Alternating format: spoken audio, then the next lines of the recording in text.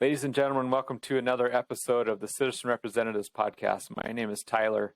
I'm here with my friend Adam. Adam, how are you today? Doing well. How are you, Tyler? I'm doing well. Are you surprised that I didn't call myself Adam this time? Yes, and even more surprised that I called you Tyler. I was wondering if you slurred there. Are you okay? I slurred.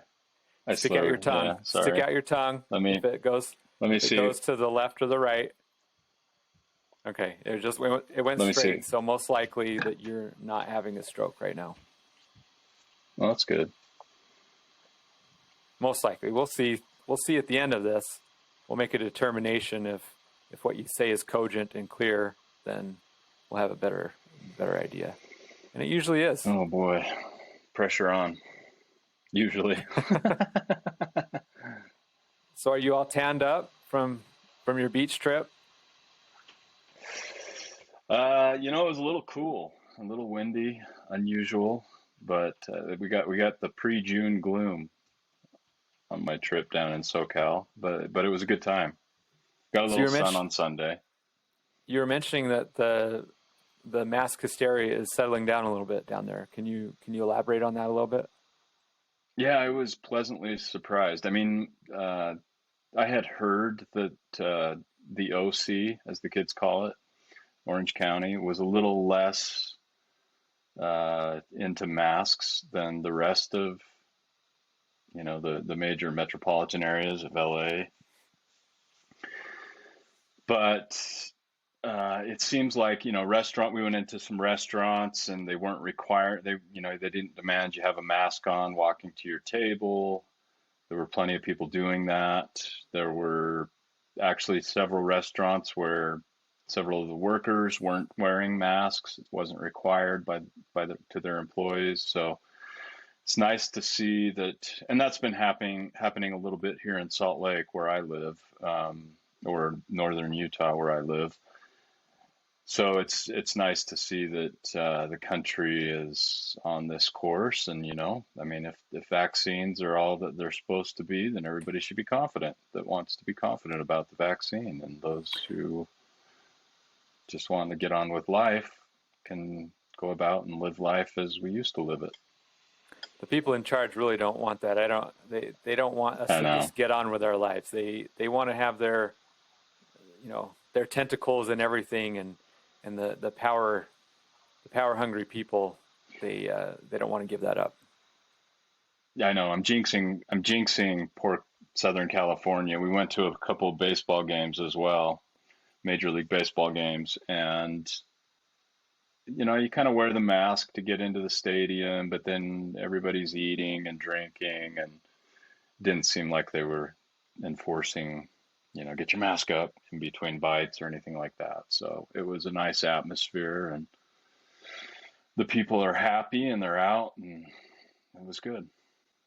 That's good. My kids just ended school, as many have, and they got their yearbooks back. And I was a little bit saddened because so many of the pictures had the kids with the masks on. I mean, they were required to have them. That was one of the prerequisites that we had here in our school district. Is we're going to have in-person school the whole year, which was awesome and great. But the requirement was until the last few weeks that they have the mask on. And so as a result, so many of these pictures were with their masks on. And maybe the kids will recognize, everyone in the picture. Because, some of those pictures have 20 people in them. And you try to find where you are and, will they be able to recognize who's there in 20 years? And I mean, I barely remember people now, even without masks. So I know. It's anyway, just some fun things going on. So we're here. This is Citizen Representatives. Citizen Representatives. The idea is to reduce corruption in politics by uniting as legal citizens, to elect lawmakers with the iron-clad agreement that they'll vote on bills according to a majority vote by citizens in their district or state. And one of the things that we're working on, I didn't really put this in the outline, and I'm not going to really go very much into it. But one of the things that we're working on, or will be working on, is a voting system. And more people are saying that voting software should be open source. Open source meaning anyone can see what the software is. There are no hidden features in there. Developers can go in there with a fine-tooth comb and find out, oh, well, there's this little line of code that sends out everything going on here to some random, it wouldn't be random, to some distant IP address that is gathering all this information, and maybe there's a communication. But that's the conspiracy theorist part of me, that there's something wrong with this. They're doing an audit in Arizona right now, and it's kind of funny because they're saying that now that they're doing this audit, they cannot trust these voting machines whatsoever. So they're going to destroy them after the audit is over, because the people running the Maricopa County don't trust that the people auditing the systems haven't put on some spyware or something like that. And so that goes right against what everyone is saying, that these systems cannot be hacked. So in essence, they're admitting to the fact that, yeah, of course these things can be hacked. And if you were able to have, like we've been talking about before, open source software that the votes are available online, they're anonymized but identifiable, and then you would, for a general election, you would still have an in-person vote with paper backups and things like that, but you immediately would be able to tell if your vote was counted correctly, and there would be no surprises or hidden midnight vote drops for whichever candidate. And so that's just something that I'd like to see more of in the future. More and more people are talking about it, but it's not exactly mainstream. I've been following this, with the blockchain and with Bitcoin and with cryptocurrency becoming so much of what people talk about in the news nowadays. I'm surprised that I haven't seen more systems or people coming forth and saying, "Hey, I'd like to make a voting software on the blockchain." Have you seen anything like this, or am I just looking in the wrong parts of the internet? Yeah, nothing concrete. I mean, there was a group here based out of Utah, actually, that was working on and I don't know if it was based on blockchain. Maybe remember, this was up in Utah County. But then it turned out the owner of it had ties to uber right-wing something or other. And so I think the state of Utah had actually contracted with him to revamp some of the voting systems. But when this information got out about his political affiliations, then it was quickly, I think they pulled back on that contract, and the guy disappeared. I don't remember anything about that. How long ago was that? I mean, it was before the election, and probably just before COVID hit last spring. I'll have to go. I apologize for not remembering more about it. The guy went away as quickly as he came in. There were some local news stories. I'll have to check it out, and maybe we can talk about it next week. Well, I just dropped that subject on you, so I apologize. I wasn't really even thinking about talking about that, but yeah, I'll look into it. I'm not sure if he was basing some of his technology on the blockchain or not. Anyway, just something interesting for people to be on the lookout for. If this sounds like something that you'd be interested in as a listener or viewer, let us know. It's something we're going to work on anyway, but we do appreciate the feedback. While I'm talking about it, if you wouldn't mind liking the page, subscribing, giving a good review on iTunes or whatever it's called now, Apple Podcast, we would really appreciate that. So, Adam, you're talking about restaurants. Were they serving cicadas there? As in John cicadas? I don't know what that is. I'm talking about the insect that Oh, buzzes at like 120 oh, decibels right outside my I, room. I thought you were talking about Latin music from the 90s, but Oh, apparently that's not. John Cicada. John, John Cicada, right? oh, cicada. My bad. Sorry. Now you got One hit the wonders. cogs in my mind. The cogs in my mind are going right now because I think I had at least a single of his. John Well, I think Cicada. that's what he had was one single, one hit. Just I'm another looking it up day. right now.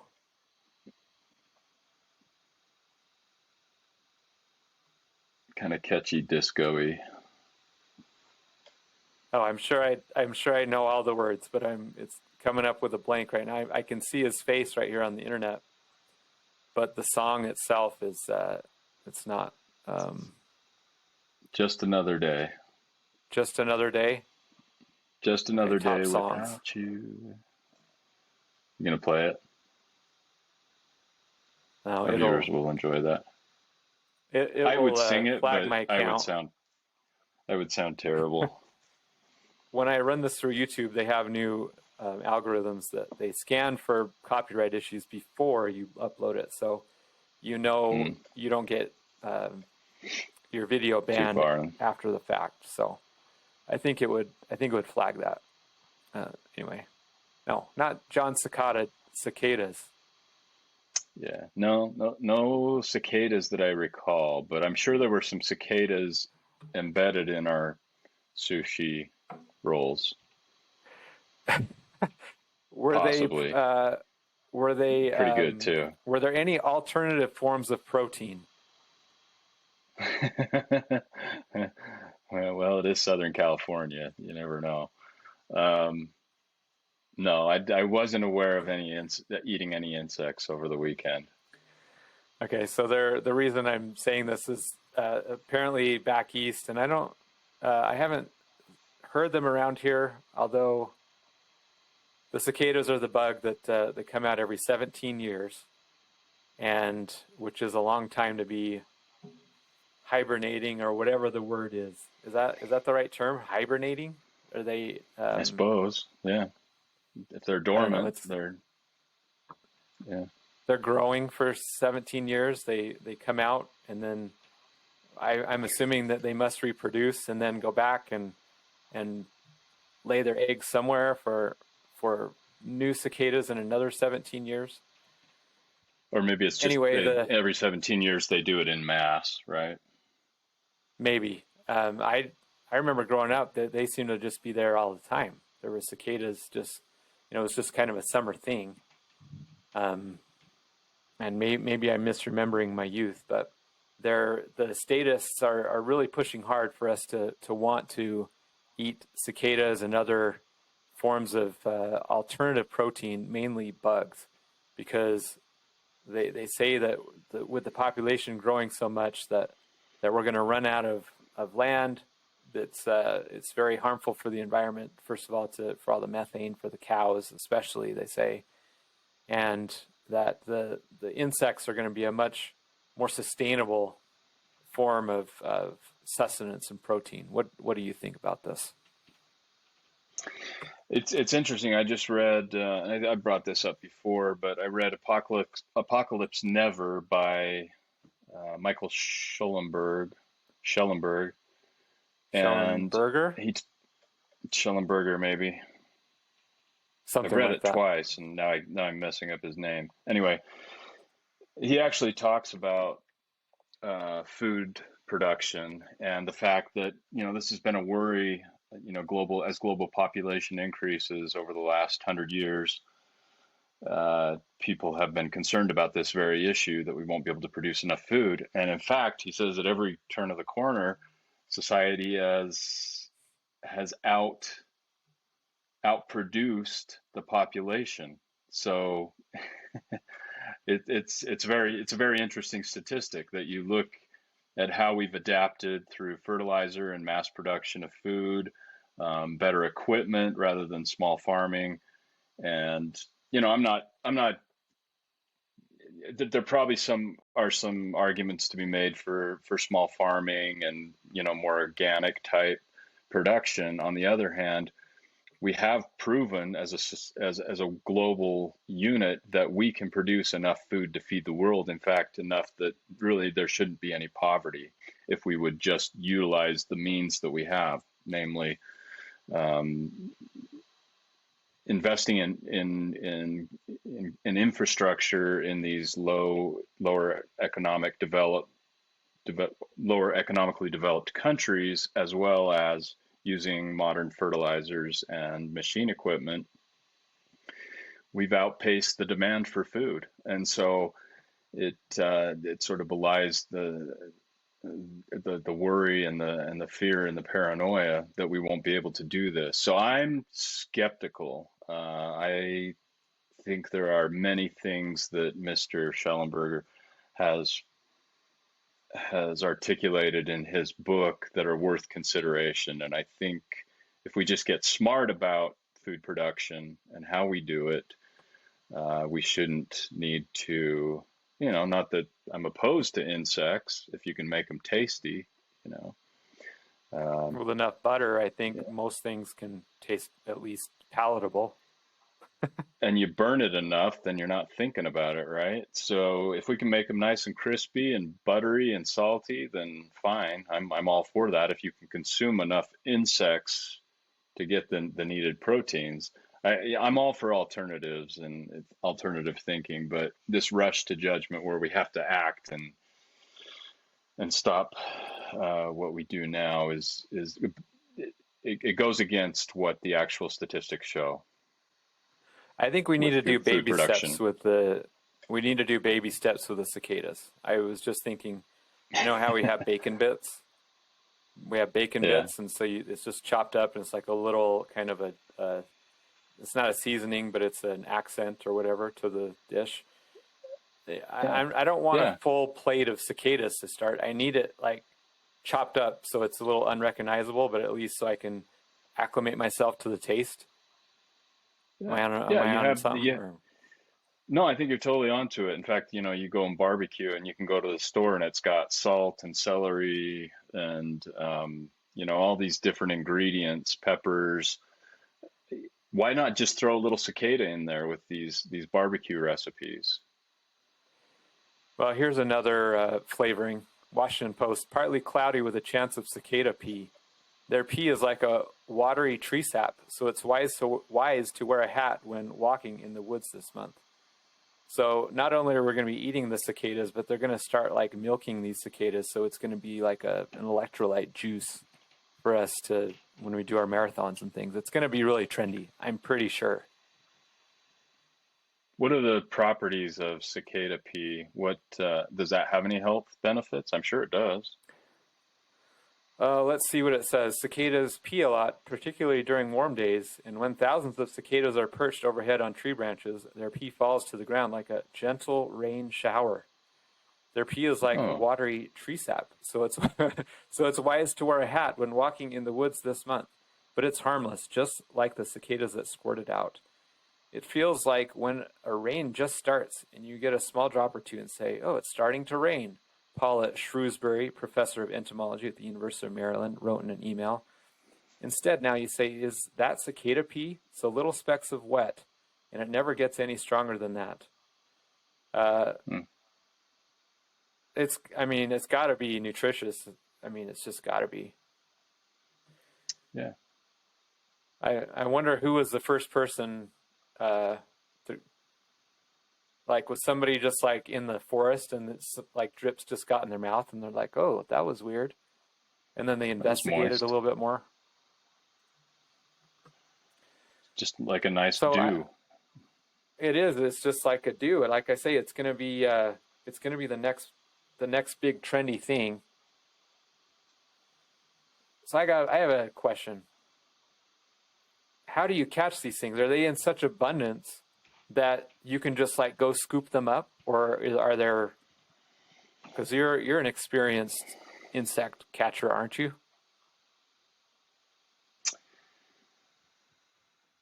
I think you collect them by uh, I think it requires it requires a ritual, some oming True.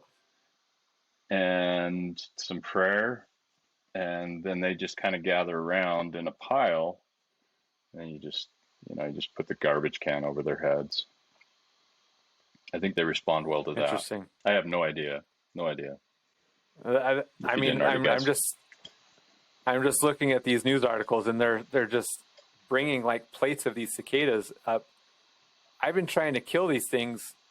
You know, if I would have seen a cicada on the tree that was keeping me up at night, or you know, maybe they're nocturnal or not, maybe they go to sleep at night, but they're very loud and they're very annoying. I would have smashed them all. But they're acting like it's just like they're just falling from like manna from heaven or something. It's a delicacy.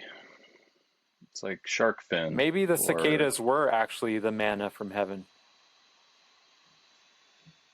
you put them, you pat it down and grind it, and it's got that sappy urine, and it just becomes a nice paste, and then you throw it over a flame, and voila, you got manna from heaven. Just make it a little caramelization. Yeah. Could they possibly be the fountain of youth? Phil Mickelson won the PGA Championship at age 50, the first one to ever do that. Is he? What is he doing? Because I saw a joke that said an aging man in his 50s with arthritis shows us that golf really isn't a sport. He wins the big championship. Oh, that's terrible. He is an athlete. No, I think this is great, and maybe he is eating cicada for lunch every day. I don't know. He says he's on an anti-inflammatory diet. He's doing meditation. He kept talking about being present in the moment. I think he's discovered a little Eastern Zen thing here, and I'm on board. But yeah, the fact that this guy has arthritis and has been taking, a prescription drug for that and advertising it, I wonder if he's still on that or if he's discovered a way within his diet. He's doing fasting as well, which I highly recommend. And so I think he's doing some good things, and obviously it paid off this week. He's always had the talent, right? He's got the knowledge, but at his age to be able to do this, he's defying what we think is as possible. Pretty cool So is he story. considered the top golfer in the world right now, or are there others who are ranked higher than he is? No. In fact, he's never been ranked number one, despite this is his sixth major, and he's won I don't know how many pro tournaments during his career. He's in the top 20 for sure for all-time PGA wins. So he's one of the greatest golfers ever. But Tiger, he was a contemporary of Tiger Woods, and so he's never actually made number one. And even when Tiger was kind of out of the picture, there were other golfers coming in and number one. And right now, the way Phil's played, it's been 6 years, 5, 6 years since his last major tournament win. He's won PGA events, but he hasn't won a major, which are sort of those are the king awards of golf.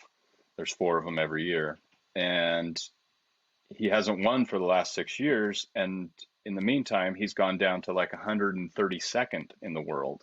So he's hardly, and everybody just, in fact, he's played senior PGA tour events, because once you turn 50, you can start playing on the senior tour. So everybody just kind of thought, well, he's a great golfer. He still has touch. He's capable of winning here and there, but he's out. He's 50. Nobody does that, and here he is. And who knows? The U.S. Opens next month. I'd put money on him. So the moral of the story: Tiger Woods, of course, just got in a big accident, almost lost his life. I don't know the circumstances all the way, but it seems like he was going at a high rate of speed. And I mean, he had sort of a comeback also. Did he win a major after he really kind of went off the rails for a while? Yeah, he won the Masters, I believe, not this past year. You know, COVID was a weird year, so they played the Masters really late. I think in what, September, October, something crazy like that. But he won the previous Masters from 2019, I believe. Oh, So yeah, yeah, he's won it recently. well, hopefully he can come back. This You, tells you you just that got to be able you can to rehabilitate. walk 18 holes, right? That's it. That's it. That's all you got to do is just walk 18 holes. No, he's definitely got the talent. He's got the knowledge. It's just a matter of whether he can get his body in the same kind of mode that Phil seems to have been able to. And hopefully, I think, it's a great story when you're that old. It says We're a lot gonna about the human body. we're gonna talk about this woke culture. We've talked about it before. The PGA Championship, it beat the NBA playoffs, at least the playoffs that it was going head to head with that day. So, and I don't think that must not normally happen because they were making a big deal about it. They keep saying that the NBA has become so woke that people have stopped watching it, and that's true with me. I do have a kind of an indulgence that I do. I watch the top 10 on YouTube. They have top 10 plays, and I will watch that. But I'm only giving Yeah, them a couple minutes of my time, so that's how I there you go. do that. Anyway, we gotta fight back. We gotta fight the man when we can, right? Absolutely. Except Somebody's got to be my principled. family made me. Somebody has to be principled. Except my family twisted my arm into subscribing to Netflix again. So we're back on that train. So Good luck with that. It's a I'm bold step. getting one of the reasons is because I have a crypto rewards card, and they reimburse me 100% of the fees. So I feel like I'm not really like, yeah, they're getting money, but I'm getting it back. So it's like a push. So maybe Win-win. I'm thinking about that in the wrong way. But anyway, fun stuff. So the next topic that we're going to bring up is Facebook. We're going to talk a little bit about, I labeled it Facebook's War on Vaccine Truth. There was another expose by Project Veritas. Project Veritas they're the undercover group that goes and they record people in their own words talking about things that go on within companies. They're obviously the people that are being recorded don't know that they're being recorded, and so they're typically candid. There was a bigger one. I'm trying to remember what the circumstances were, but you have people going on multiple dates with people to try to get them to loosen up and open up. And so a lot of these people who are doing this whistleblowing are very dedicated to what they're doing. And so this is breaking. Facebook whistleblowers exposed leaked internal docs detailing new effort to secretly censor vaccine concerns on a global scale. Now, Facebook has acknowledged this. They said, we proactively announced this policy in our company blog and also updated our help center with this information. So Facebook's not denying any of this information. And so they're acting proud of this. So I'll just give you the highlights of this and then we can talk about it for a minute. 2 Facebook insiders have come forward with internal company documents detailing a plan to curb, quote, vaccine hesitancy, or VH, on a global scale. The stated goal of this feature is to drastically reduce user exposure to VH comments. Another aim of the program is to force a decrease in other engagement of VH comments, including create, likes, reports, and replies. It was such a shocking revelation that it moved not just one, but 2 whistleblowers to come forward to Project Veritas, so the public could be made aware of this plan to stifle free speech. One Facebook whistleblower said that the company uses a tier system to determine how a comment should be censored or buried. Comments that include shocking stories describing potentially or actually true events or facts that can raise safety concerns are demoted. True events or facts that raise concern about COVID vaccinations are fair game to be demoted and hidden, according to our source, despite their authenticity or capacity to contribute to the public good. I have to do something, one of the Facebook insiders said. Project Veritas reached out to a top Facebook spokesperson about these documents and received only a brief and broad statement in reply that failed to address our biggest concern regarding transparency. They're trying to control this content before it even makes it onto your page, before you even see it, the other Facebook insider added. If I lose my job, it's like, what do I do? But that's less of a concern to me. So there'll be a link in the notes, and you can watch the expose. So we kind of knew that they were doing this, right? Not just with vaccine things, but with pretty much anything. I mean, so now it's out in the open, right? Did we know about this? I think a lot of us suspected this was going on. I mean, it's pretty apparent every time you have your Facebook feed come up, I mean, there's 100 stories on your feed in a given day or more, and there's always disclaimers and fact checks, and so of course there's got to be some rhyme or reason to that. These algorithms that they have that give priority over certain posts and that try to discredit other posts. So I don't think there's any doubt in the modern skeptic's mind that this stuff goes on with big tech.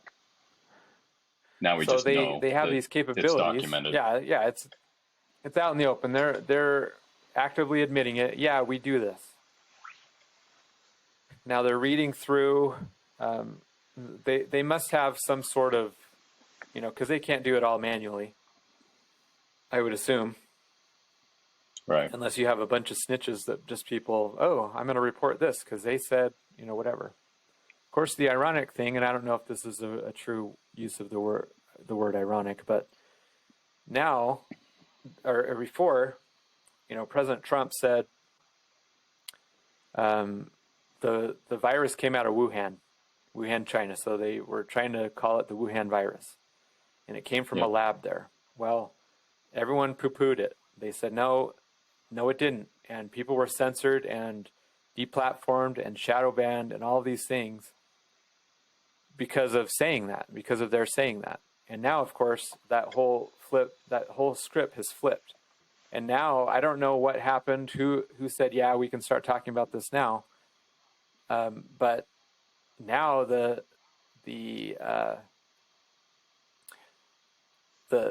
thinking right now is that, yeah, it could have come from a lab. And so what do we do when, it's obvious that something can't be known in the beginning,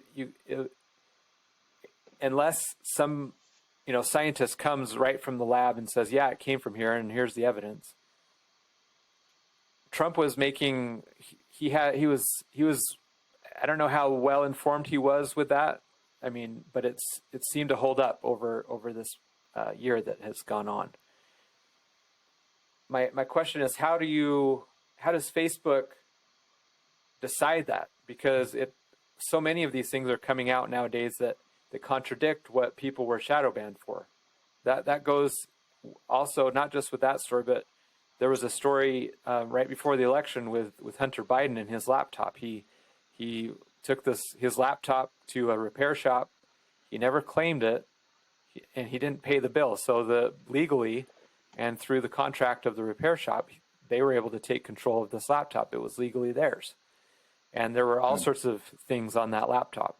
And anybody who mentioned that article by the New York Post themselves their Twitter account was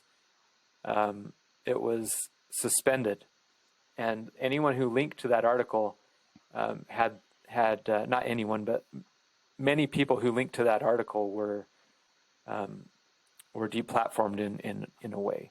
How do we deal with that, Adam? What are we supposed to do with that type of thing? Something that comes out and we have information that seems to be true, but just a group of panelists at Facebook say that it can't be. How are we supposed to deal with this?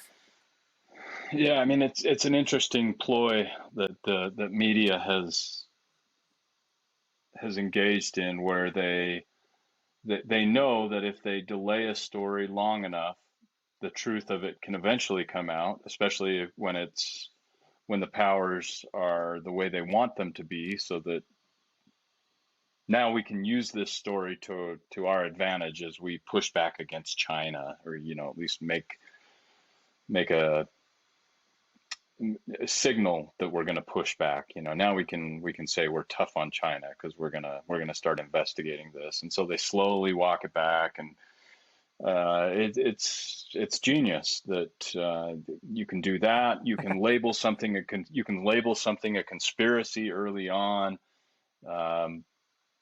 And we've talked about this before. Once you label something a conspiracy, it becomes you've created two extremes. There's only one answer or the other. There's no in between. There's no nuance, and it can't be that, well, there could be a story here. There could be some truth to this. Let's investigate. And we've completely taken investigation off the shelf unless it belongs to one political party. Then you can investigate all you want because it's expedient for their means. So anyway, this is the tactic of the modern media, mainstream media. This is their MO. And how you push back against that, I guess, is to get enough evidence and you keep pushing this and saying, look, here's what was said. Here's where we are now. Now we admit all these things, or we're starting to ask the questions again.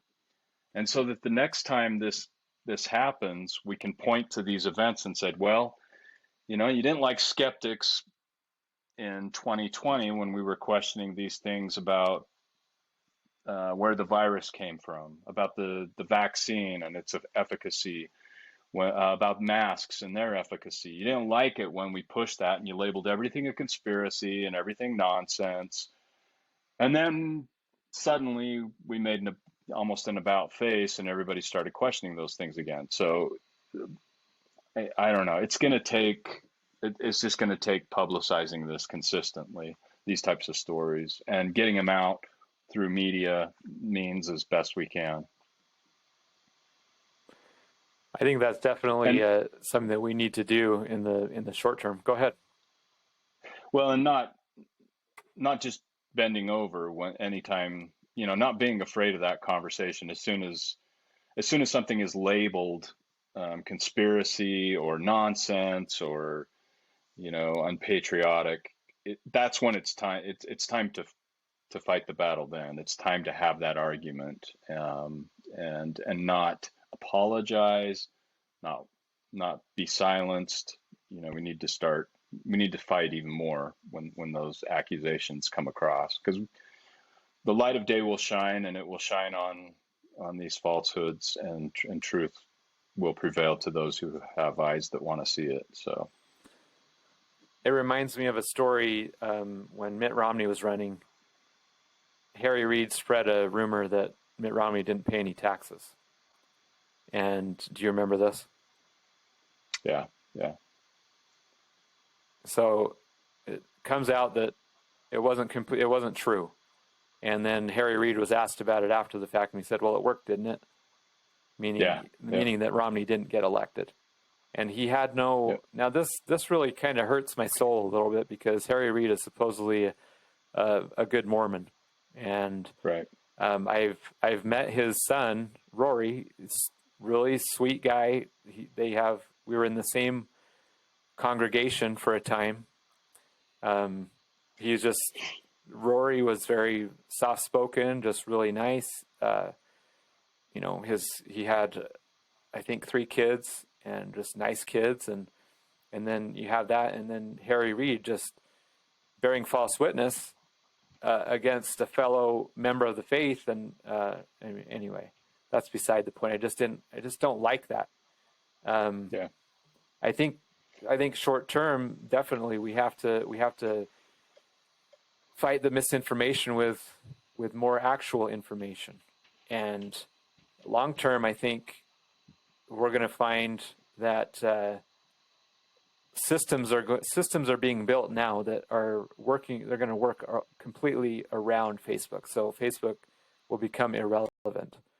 I'm hoping because most monopolies, and you can say that Facebook's acting in a monopolistic way, as is Google and Twitter. There are only so many social networks, and eventually they lose their edge. And I'm hoping this happens. As of right now, things look bleak as far as the internet goes. Amazon controls so much of what happens through their Amazon Web Services.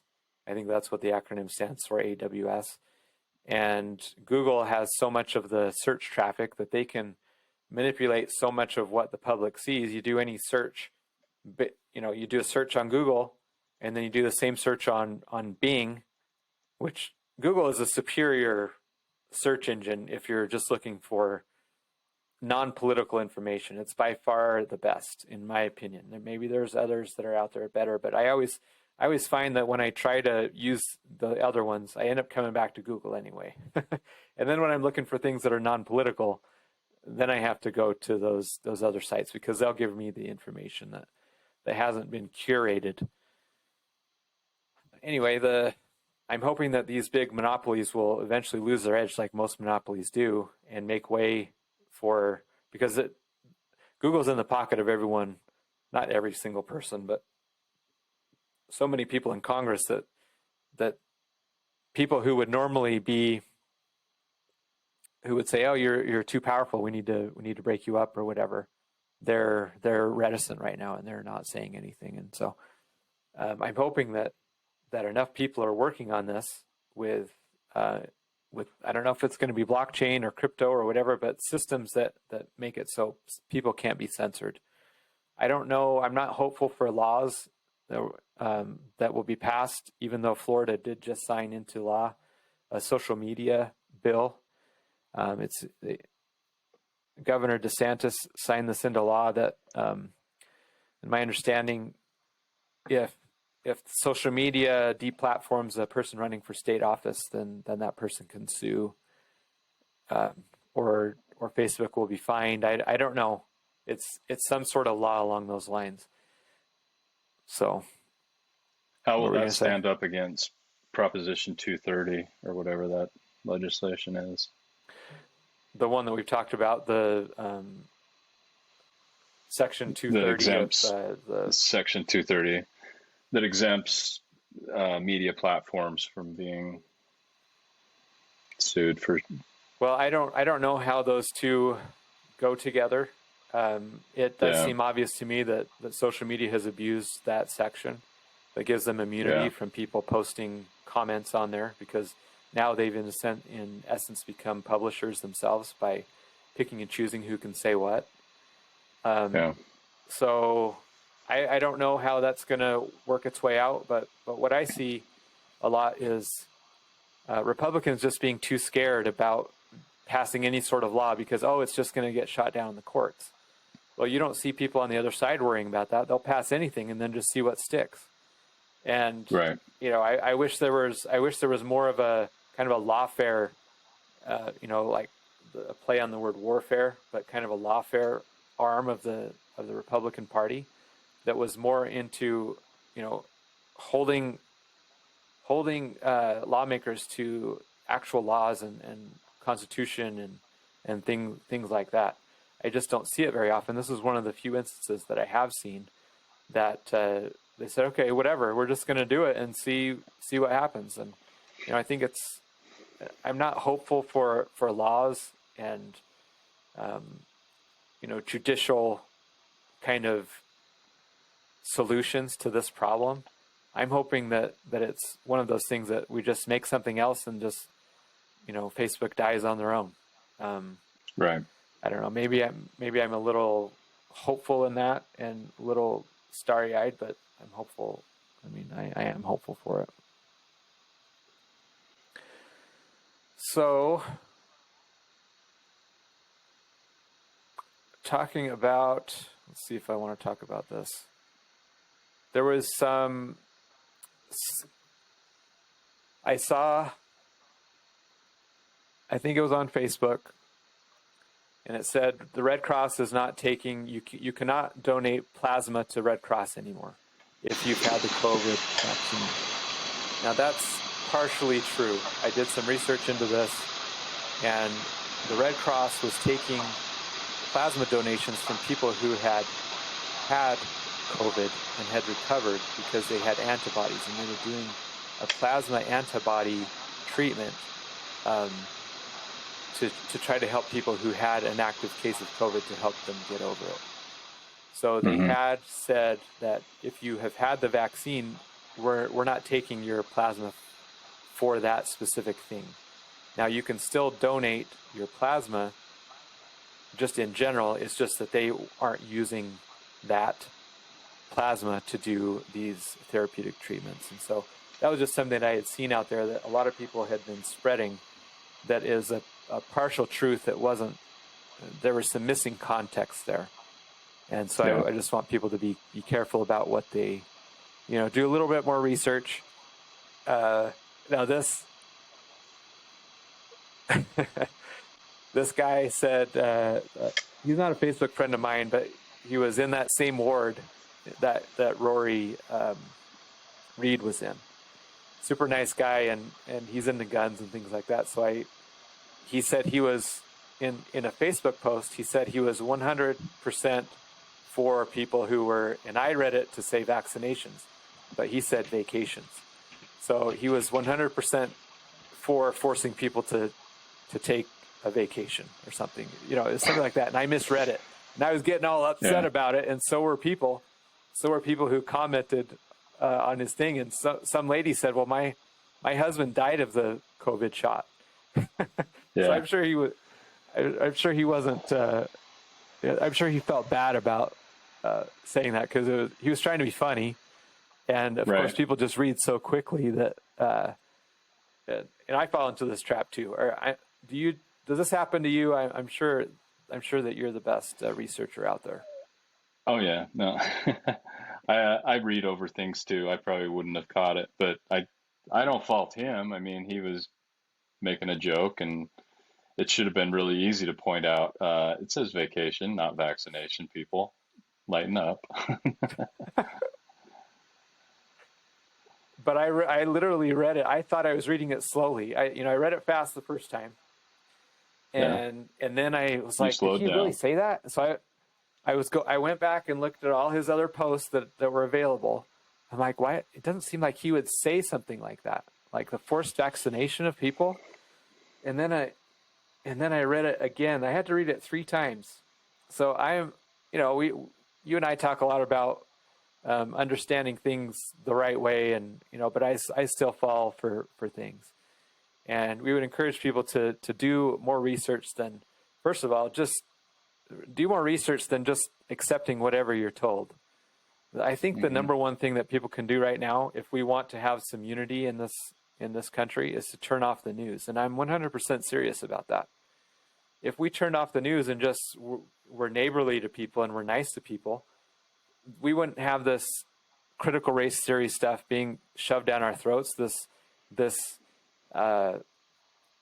The guilt that is associated with that. They're trying to force this guilt upon us to feel guilty for something that we can't control. And shut off the news. And this is another thing. I typically don't watch television, but now and then I'll have to go get my tires changed, rotated, or get new tires, or go into some store that has a TV on. And I'm just listening to it, and I'm like, this is the worst. This is just so vapid, and this is just so. Give me a good adjective here, Adam. You know what I'm talking about. It's just I can't get into it. How do I explain this? Yeah, you stumped me as well. Inane. Yeah, I'm at a loss. Okay, there's another adjective. Inane. I need my thesaurus out. When you take a step away from this type of thing, And I apologize to you, Adam, if you are a daily news watcher of, Good Morning America and all of those things. So please don't be offended when I say this. No. Yeah. I love Good Morning America. Good Morning America. So anyway, don't fall into the trap. You don't even believe the fact checkers. Fact checkers exist right now to make things that are true not true, and vice versa. They're professional spin artists. Am I wrong on that one? I got your word. I've got your word. It just came to me. Jejune. Okay. Jejune. Do you know what that is? I've heard that word. I'm guessing it's a great word. It's naive, simplistic, and superficial. Naive, simplistic, and superficial. Okay, I'm going to use that word. I typically, that's perfect. That's perfect. I'm at least once a week I'll bust out some long word, some big word. I'm using super simple verbiage right here. So my family, they're like, "What word is that?" And they're all like surprised that I have kind of a semi-large vocabulary. I know. And right now I'm using all the it's very big. You're not supposed to use the word very, I guess. So there's some interesting ties between the Moderna CEO and Xi Jinping, the president of China. I don't know if I really want to go into that much. I'll leave that in the notes, but there's some interesting connections there. We talked about this is interesting.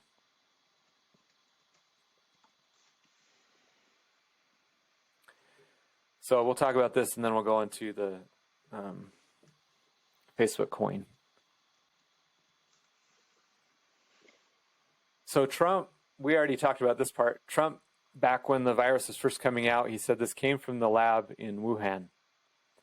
And so now the idea is New York Times, this Haberman lady, Maggie Haberman, I don't know if that's how you pronounce it, blames Trump administration for media discrediting theories of COVID-19 origins because he made this instantly political.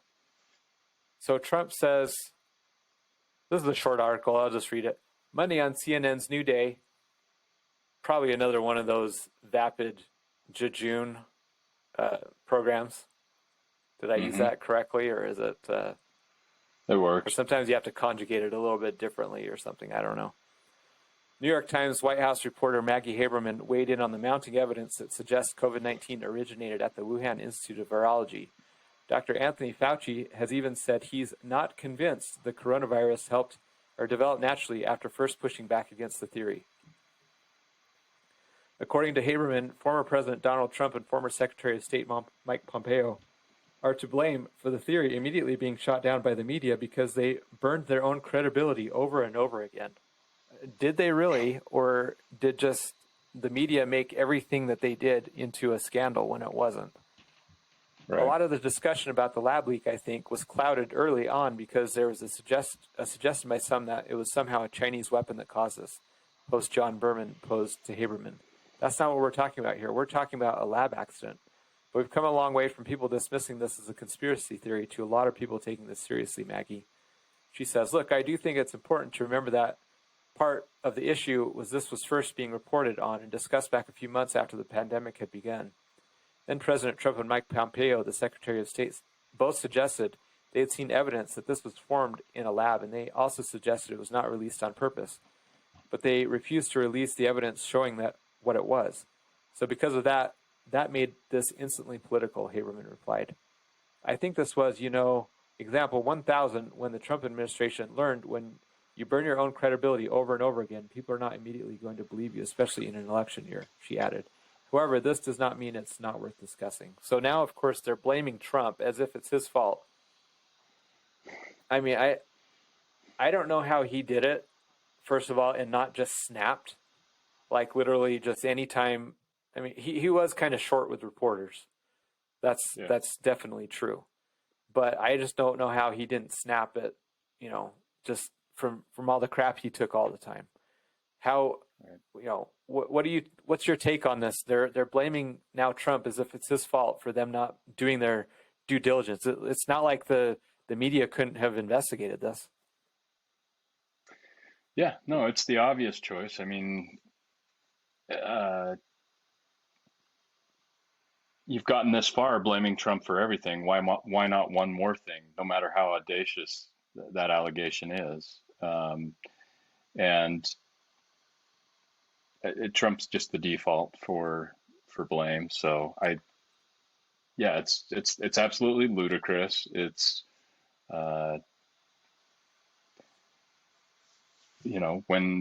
when you're faced with the truth, then where how do you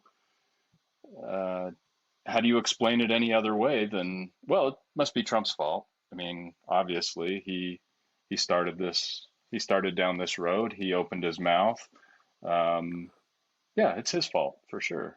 Like he can never be right. So, and he's always wrong. And the media and the people, the few people that follow these people in the media, I guess they buy it hook, line, and sinker. And yeah, it must be Trump's fault. Of course, it's Trump's fault. Why would I believe otherwise? I mean, he has no credibility. He can't possibly be right on anything. It's silly. And the fact that they can't so they seem to they can't see the absurdity of their own logic is just, or illogic is incredible. But I don't even think they care at this point. They just, if they sound sophisticated, I mean, they'll put it out there. I do think that it is important to question authority. So I don't blame them for necessarily questioning, what. I don't think it's a good idea to accept anything that anyone says just at face value, especially the president. But when it's obvious that so many stories that they just made up, for example, he inarticulately was talking about the media. The media took this story and said that President Trump said to inject bleach into your veins. Right. When he was talking about putting UV light into your lungs, and this is actual an actual medical procedure that people were developing. It was a UV light which kills viruses, and it deactivates them. It helps with the thing. So with the virus, so you would basically, I don't know if you'd inhale it or it'd go down your windpipe, and this light would shine into your lungs and help to basically take care of the virus in your lungs. And he was talking about disinfectants when that's the context of what he was talking about. And the media spun that into saying that he wanted to inject bleach. Like that's what they would literally say. And so, I don't begrudge them for not believing what he says at face value, because that's what I tell people to do that. It's when there's so much information that you're leaving out and you're doing it on purpose that you're not helping anyone but yourself. I mean, and I don't even think that they're helping themselves in the long run. It's one thing to raise a question and say, Mr. President, or what validation do you have for that conjecture about, this leaking from a lab? It's another thing to then just say, well, these guys don't know what they're talking about. They're idiots. This is conspiracy theory, without actually investigating yourself and doing some research and asking more questions. So skepticism is one part of that, but then investigative journalism actually is called into play. And by the way, can I just go off on an aside on this whole bleach thing for a second, Tyler? Because this has always Yeah. amused me, right? If let's say that for some reason this was Trump, you take Trump completely at face value, that he did think, okay, well, could you get some bleach into some sort of substance that you could then inject and that would cleanse? Let's assume that's actually what he meant. Tell me how that's different from injecting your body with a whole bunch of, can I say this word?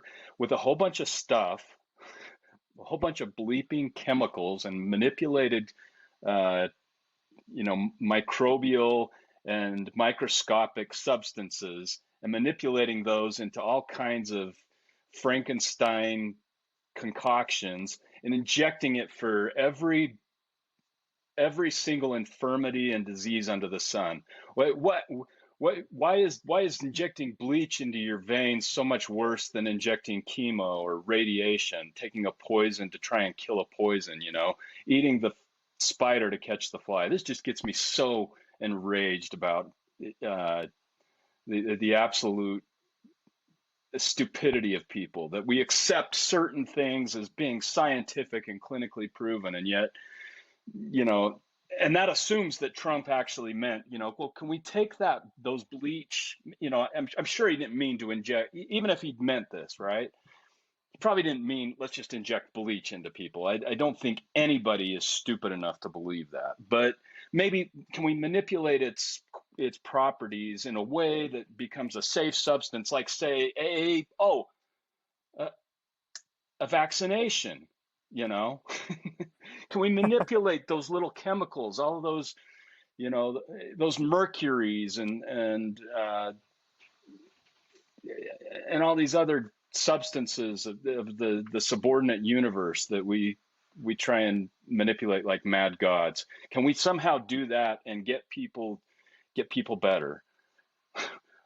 How is this any different from what science is doing anyway? What pharmaceutical companies do every day, injecting people, popping pills, prescribing for everything under the sun. I mean, have you ever watched a commercial for any medicine on TV? My gosh, I mean, the disclaimers on that thing read like this, right? Well, this may cause death, it may cause blindness, it may cause loss of hearing, it may cause loss of ejaculation. I mean, come on, this is such a silly story. I mean, I want to talk to these media personalities and give them a piece of my mind, Tyler.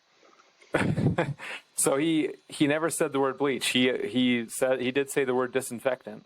Now I'm going to tell this is I use ozone. Okay, I have a thyroid issue, and one of the remedies to do that, to help with that, is ozone therapy. I have an ozone machine. I have an oxygen concentrator. I have a bottle of oxygen.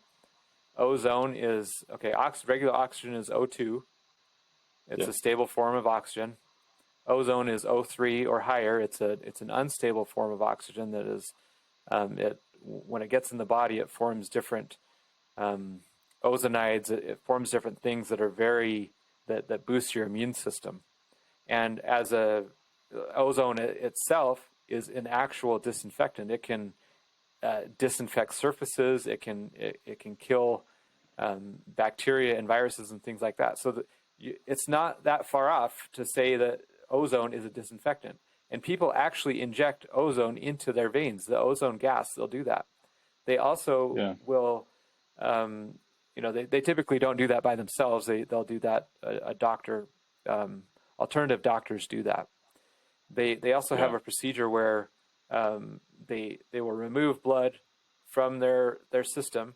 They'll pass ozone through it, and then they'll put the blood back into their system, so that the blood is ozonated, and it's very therapeutic. People also use hydrogen peroxide, which can be a disinfectant also. I mean, that's super safe. I get what you're saying. He never said bleach. It's just. But even at face value, I mean, you get my point. Like, we put all kinds of toxins and poisons in our body, chasing these diseases that we deal with. And some are some maybe have more reasonableness to them than others. They may be more natural than others, but all of these concoctions that are man-made, that are basically poisons at some level, why is that any different than I don't suggesting know. that we cleanse the system? I mean, what do we do with people that are on dialysis, right? We take the blood out, we clean it, we put it back in. Well, yeah. Anyway, it gets me I don't know. But big gets me big a little hot in the pharma, collar. you're a little bit riled up. Yeah, you're a little bit riled up. Uh, so It's okay, big I pharma, guess. Is it okay? if it's not patented, they I read that they're putting NAC, which is N-acetylcysteine. It's a amino acid. I've read that they are putting that as a prescription only. Before, and I've used it a lot. It helps my breathing. It supposedly helps raise glutathione levels, and I think I still have some. And they're making that as a prescription only, and they're trying to do that with a lot of things that are naturally occurring that people have been using for years and years with nobody's ever died from these things, but they want to put those on a prescription to put more gatekeepers between you and your health. And I really disagree with that. I think that was one of the things that Orrin Hatch, the former senator from Utah, was very well known for, that he made it so supplements, he either passed a law, or I don't remember exactly what he did, but he helped the supplement industry not be under the thumb of the FDA so much. And I think we're missing that. We need more people who will fight for natural remedies and things like that. Do you have anything more that you'd like to just go off about on that? Nope, that's it, Tyler. I'm done. Okay. We're going to talk about the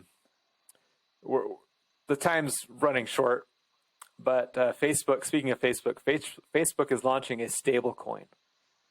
Now, we've talked about crypto before. We've talked about Bitcoin and things like that. Stable coins, in a nutshell, and I'm going to read a more detailed definition of them. But basically, they're tokenized dollars. So stable coins are pegged to the U.S. dollar. So the biggest one out there right now is called Tether. And what Tether allows people to do is, because they're not actual dollars, they're just basically dollars.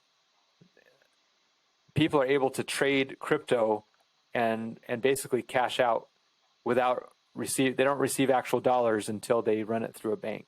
So these exchanges, stable coins are basically ways for people to get into get in and out of crypto easier. Are you familiar with the stable coin, Adam? I mean, not as pretty complex stuff, but I've read a little bit about it, but I don't feel qualified to speak about it. Okay, I don't either, but I'm going to pretend that I am qualified enough. So there's a Cato.org article, and I'm just going to read one of the paragraphs. It's linked in the show notes. This is a talk that Caitlin Long gave in spring, summer of 2021, and she's giving 10 predictions on stablecoins, and this is under prediction number 2, and it just talks about what they are in general. It's worth stepping back to discuss the origin of stablecoins. They were invented to solve real problems. Trades in digital assets settle in minutes and with finality. That is, once a Bitcoin is sent, it's gone and it can't be reversed. But U.S. dollar payment systems don't work that way. For example, ACH payments can take days to settle and can be clawed back by the sender. This is a real risk issue for intermediaries in digital assets. If, for example, a customer purchases Bitcoin with an ACH transfer, takes delivery of the Bitcoin, and then claws back its ACH transfer. This kind of happened to me. Back before I knew any better, I sold a little bit of my Bitcoin on eBay. And so I sold it. I received the money into my account. I sent the Bitcoin, and then whoever I sent it to, they said, oh, he never sent it or whatever. And so they reversed my transaction. So I got burned. Not only am I out the crypto, which is probably worth way more than it is right now, but then I'm out of the dollars. So what are you going to say, You something? couldn't fight that on you couldn't fight that on eBay. Let's say I did. Yeah, I've got a verification of the transaction. It didn't. I think I tried. This was several years ago, and Yeah. anyway, it didn't. It didn't pan out. PayPal and eBay, I always seem to be on the wrong end of things. I think, oh, there's buyer protection and this and that, but I've sold a lot of stuff on eBay, and it always seems that I get the short end on that one. So what they're getting at here is this. Let me just finish reading it. Then clause back, it's ACH transfer. The intermediary is out both sides of the trade, like I was. This is a huge risk. In the US dollar leg, if the US dollar leg is in the form of a stablecoin, though, the risk is minimal or potentially even zero. The problem for institutional digital asset traders who typically don't pay with ACH is slightly different, but it's still there. They can't settle both the digital asset and the US dollar legs of their trade simultaneously, 24/7, 365, with finality. This means counterparty risk abounds because one side is carrying the unsettled trade while waiting for the dollar leg to post with finality. FX traders or foreign exchange traders may recognize this as Herstat risk. So stablecoins go a long way towards solving fundamental risk issues in digital assets, and therefore it's no surprise that the digital asset industry invented a new way to settle the US dollar legs of their trades. So they're just making it so if you actually do a trade, you can't go back and say, no, it wasn't legit. So it's more of a finality. It's a quicker settlement of dollars. So not only is it an on-ramp, like I'm saying, because instead of going on an exchange and settle and let's say that you sell some of your Bitcoin for a tether, one tether, or whatever the stable coin is. Well, now you can move that. It's not an actual dollar, but you can send that anywhere in the world without going to any bank. You can send it to anyone's wallet who accepts tether, and that tether is basically a dollar, and then you can take that and put it anywhere you want. So not only do you have this removal of risk to a certain extent by these settlements taking place quicker, but you're able to treat that dollar as a cryptocurrency and move it wherever you want without any sort of capital controls or things like that. So Facebook is now coming out with their own stablecoin, and they've been talking about this for a long time. It was originally called Facebook Libra, but now it's called Diem, Diem. I don't know how you pronounce it, but it says, maybe it's Diem. I don't know. How would you pronounce this? Diem? Well, Diem, like the Latin carpe diem, seize the day, maybe have something to do with that. Yeah, I figured it was something like that. They were trying to something hoity-toity. Something fancy. Okay, Diem, formerly known as Libra, the digital currency project backed by Facebook, has withdrawn its application for a Swiss payment license from Switzerland's FINMA watchdog and will instead shift its operations to the United States as a FINMA license, as a FINMA license is not required under the new model. So Facebook is coming out with their own stablecoin. Facebook has a huge network of people that this coin is now going to make it so that they can buy and trade with crypto. So I think this is really bullish for Bitcoin and crypto as a whole, that Facebook is coming out with this. Now, I could be wrong, but it's an interesting thing. Now, another thing that people talk about is eventually we're going to stop denominating in dollars, and I don't know if that'll ever happen. I don't know if we really want to talk about that right now, but the Bitcoin maximalists, as they're called, that want Bitcoin to be everything. They're saying eventually we won't even deal in the dollar anyway. Anyway, that's something interesting. We're kind of running out of time. We were going to talk about some woke culture. You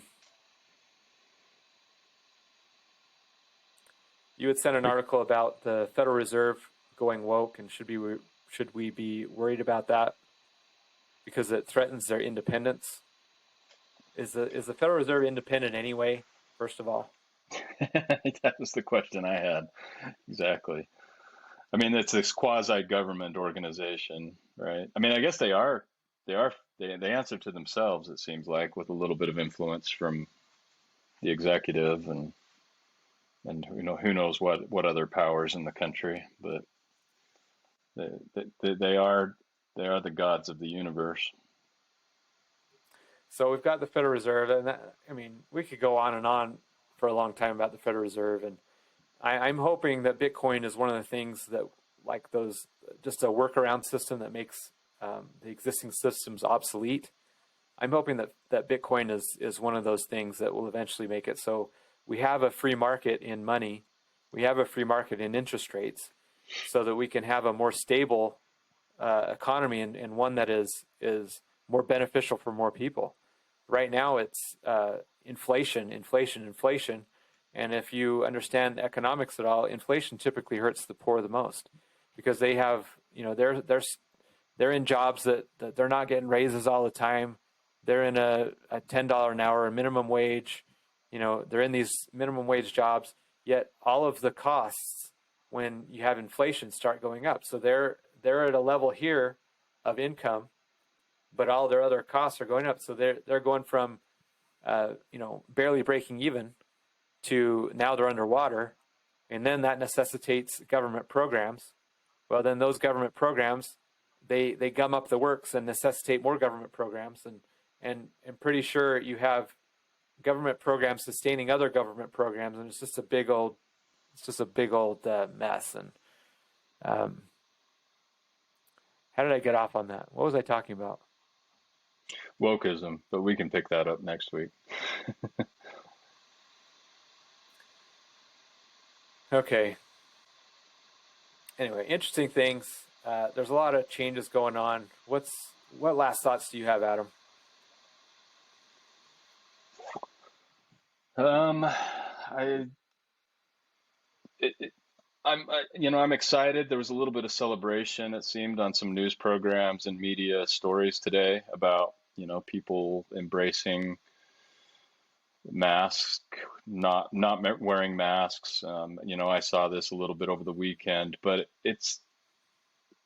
I'm also kind of, and they were celebrating humanity, and this is great. And on the other hand, I'm going, we're just going back to normal. Where's the celebration? And there's some comparisons, we defeated, this is our World War II. We defeated the enemy. And I'm like, no, this is nonsense. I mean, never mind if this was overblown or not. It was a year in which, we battled for something that killed, X amount of people. And statistically, I don't know that merits everything we did for it, and the freedoms we surrendered, the hoops we jumped through, the economies that we killed, the jobs that we stifled, the suffering for all. I don't think I don't see the benevolence in that. So while I celebrate the fact of getting back to normal, I don't celebrate the fact that we have to get back to normal. Does that make sense? It does. It's It's sobering to me. an ad today. Yeah, I saw an ad today, and maybe this is to your point. It was for a gum. I think it was. I can't remember what gum it was, so it shows you how effective the commercial was. But these people who've been cooped up all year, they're getting the message that they can come out now. So they were showing, and it was kind of comical. People were coming out. They had big old beards. They were disheveled.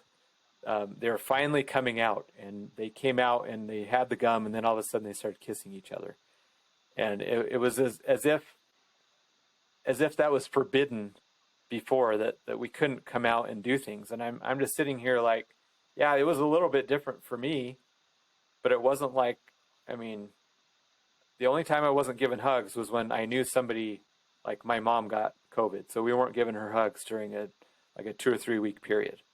but that was because we knew Yeah. she had COVID. It wasn't like we were, and maybe I'm just abnormal, and maybe I don't view No, risk it's like you. as as I should.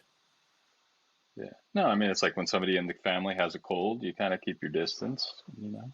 But unless it's your child, you usually still give them hugs. But yeah. I do think that we should, if you get sick, you should stay home. I think people should have done that in the past anyway. I remember I was working with a lady, and she came to work, and her eyes were just dripping, and her nose was dripping, and it was obvious she was sick. And Yeah. I was, I should have handled it a little differently. But I said, if you get me sick, I'm going to be so mad. And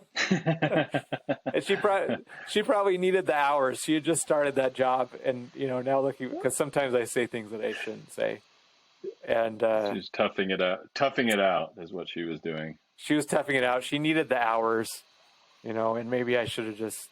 But I do think one of the lessons we learned from this is stay home. I think we, just doing that would save quite a bit of problems going forward. Anyway, we talked about a bunch of stuff today. Hopefully it made sense. Hopefully we're making a difference. I don't know. This is Citizen Representatives. We're trying to make a difference in politics. That's a hard thing to do. I mean, we would appreciate your support.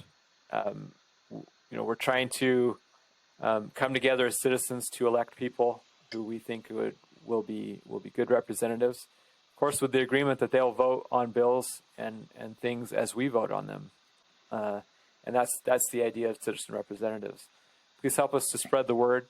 Please help us by liking the page, subscribing. We're available on Apple Podcasts, Spotify, Google Podcasts, Facebook, YouTube. We're available there while we're still not, maybe we're shadow banned. Maybe you need to type in the exact address.